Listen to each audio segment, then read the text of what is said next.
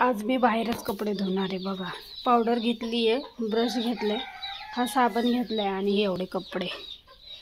उद्या 26 जानेवारी आहे तर मुलाचे सुद्धा कपडे आहे धुवायला। आज त्यांनी रंगीतच घातले शाळेत, कारण शाळेतूनच सांगितलं होतं का रंगीत कपडे घालून या, शाळेचे कपडे धुवायला टाका। तर एवढे कपडे माझे कपडे मी आता भिजायला टाकते आणि जरा वेळाने धुते। तर बाहेर कुठं तर मी तुम्हाला दाखवते कुठं धुते मी बाहेर कपडे।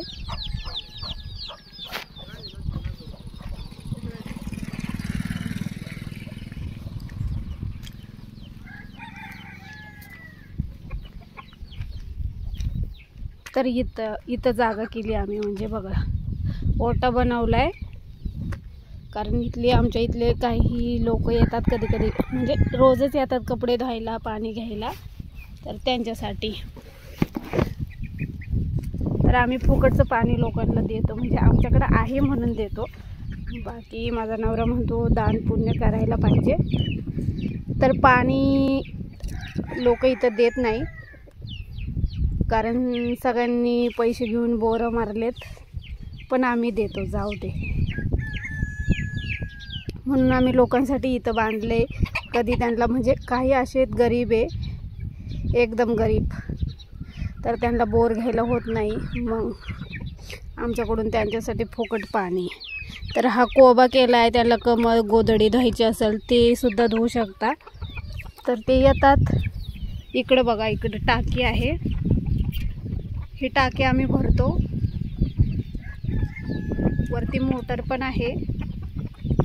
सगळे म्हणजे कोणाची मदत केल्याने आपलं थोडं काही कमी होणार आहे, कधीतरी त्याचं पुण्य आपल्याला भेटेलच ना।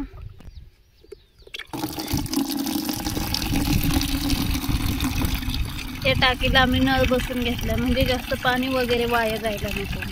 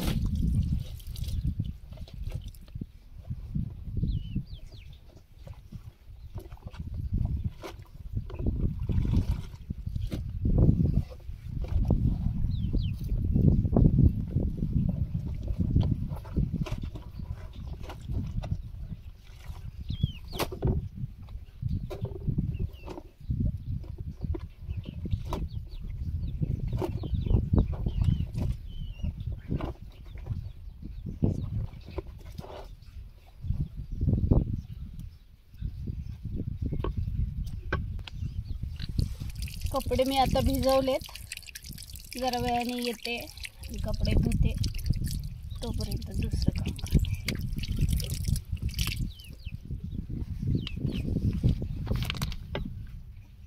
तर रात्री झोपच नव्हती आली, तर उशिरा झोपले. मग 12 नंतर झोपले, तर सकाळी उठायला उशीर झाला आणि मग घाई कोणती भाजी करायची, कारण डबे पण असतात मला. तर मग मी केली पापडाची भाजी. म्हटलं डब्यांसाठी पापडाची भाजी पटकन, आणि वरण पण होतं, पण रात्रीचं होतं वरण, कोण खातं म्हणा. तर मी डब्यांसाठी पापडाची भाजी, आणि घरामध्ये लोणचं बिंचं असतंच म्हणा.